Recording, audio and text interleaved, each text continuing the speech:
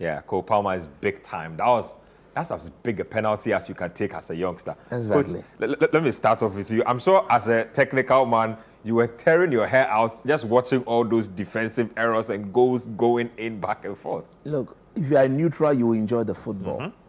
But if you are not a neutral like someone like me who looks at every detail, you will not be happy. Especially with the level of defending. At this level, this is the best level of the game. This is by far the best league in the world, the most competitive league in the world. And you expect that teams will earn the right to dominate their opponent. You don't present to your opponent things on the silver platter. The game we watched today, I think about close to 4 or 5 of the goals could have been avoided. But before I look into that, coming into the game, nobody saw this game was going to end in 4-4. Nope. I did predict that Man City would deal with Chelsea hands down. But there are certain things you say before. Now, based on what is happening, then you have to revise your note. Look, truth be told, I highlighted the importance of Enzo Fernandez, Moise Caicedo, and then Gallagher. I said if Chelsea were to have any right whatsoever in this game, they needed to show Rodri and then Bernardo Silva and the Argentine boy, Alvarez, that they were in for a busy day. And they showed exactly that. The only time they went to sleep, that was when Man City scored that 3rd goal. And that was what I think Enzo paid the price for that. Because if you look at the transition, there was absolutely no reason why he was not in possession tactically. So Mauricio Pochettino, you could clearly see he was very angry when they considered that. He was very upset. So he needed, whoever was responsible for that, needed to pay the price. But Chelsea showed lots of bravery. Look, by far, Man City is the best team in the world. Nobody argues that. Because, look, when you force them back this way, when you peg them back this way, then it means you are also sending a very strong message across. And I was so impressed with whatever Chelsea did. Every Chelsea player was up for it. I did say that for Chelsea to give themselves any chance whatsoever, every player needs to play 110%. And I think the likes of Raheem Sterling, Cole Palmer, he was absolutely brilliant today. I don't remember the last time in the Premier League I saw a winger deal with Kyle Walker this good. I mean, he dealt with him. I can remember he won every battle. He went past him as if he was not there. And the moment you are pushing Kyle Walker back, you are pushing one of Man City's biggest attacking threat backwards. And for me, look, Mauricio Pochettino has been handed a very young team. I have said it here. They will not win the league. I have said this there. If care is not taken, they may not make Champions League football. But next season, if they can go toe-to-toe with all the big teams and get somebody like Victor Osimhen in this team, a player who will not be so much worried about the build-up play. They want to always be there waiting for the chance to put the ball in the back of the net. Then we'll begin to see Chelsea very differently. On the part of Pep Guardiola, I was very disappointed, especially when they went 4-3 up. A typical Man City team that we've all come to get used to will get that ball off Chelsea and keep it, play them to submission. That is why he's invested over 1 billion in this team over the years since he's been there. He's been there for, I think this is 8th year.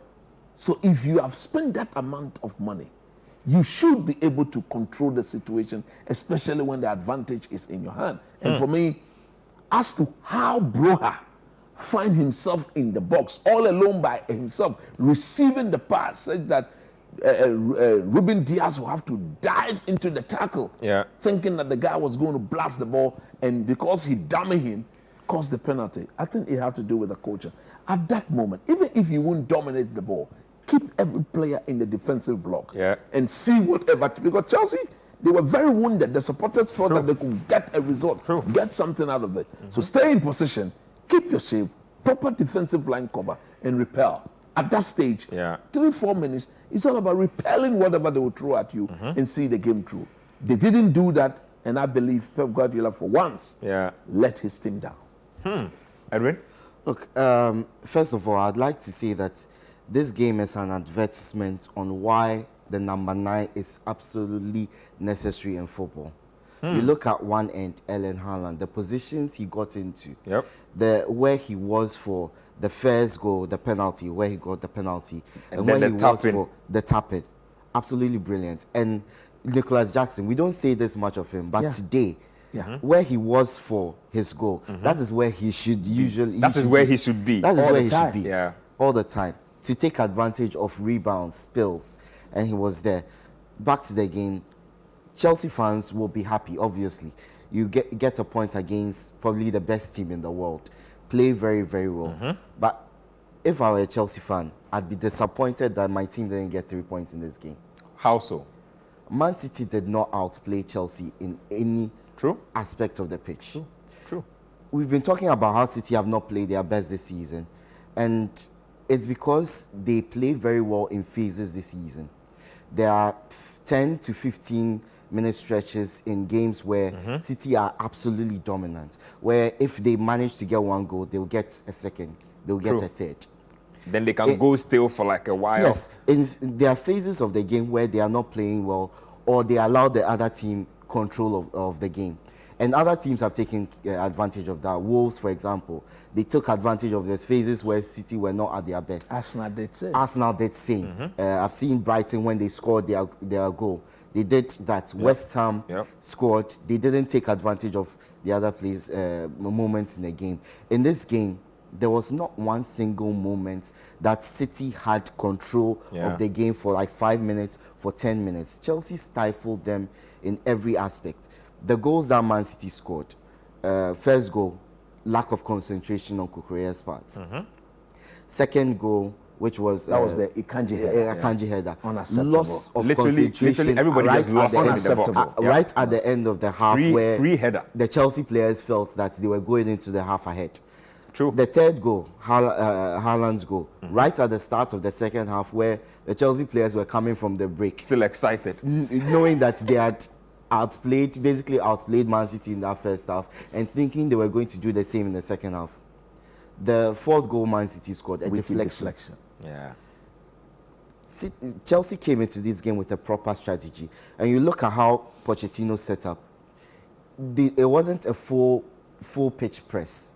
They didn't press in the City half. At all. The moment City crossed the half of the pitch, you saw Conor Gallagher, you saw Enzo Fernandez, Moises Caicedo picking up players, blocking spaces, and creating basically a vacuum that City had to operate in. So we saw a lot of misplaced passes from City going out I think of the Man pitch. City in this game needed a Sergio Aguero, and number 9 who's also good With the ball. with the ball. Haaland isn't that good. Typically, they'll get that from Alvarez, but today he was literally stifled out of He this was game. stifled He because could not get enough touches on the ball that to impact Chelsea the game. midfield was right on the money, and they did so to force mistakes from City where they could take the ball and in transition attack. They had Reece James on the right. They had Raheem Sterling on the left. They were taking advantage of the fact that Nicholas Jackson is always on his feet, ready to run at players and take defenders away.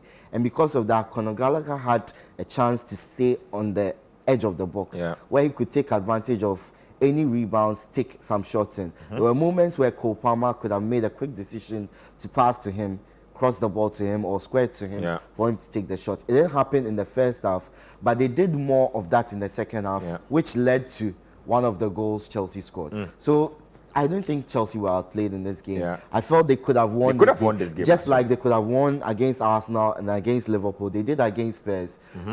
But this is what they expect. Chelsea fans expect their team to do against the smaller clubs, and hopefully after the international break, we'll see a little more. Malo Gusto could have gotten a goal. It was a really poor finish. He got a really good chance. He's concentrating on braiding his hair. You see, today he came with a new hairstyle. What is wrong with him? Let's get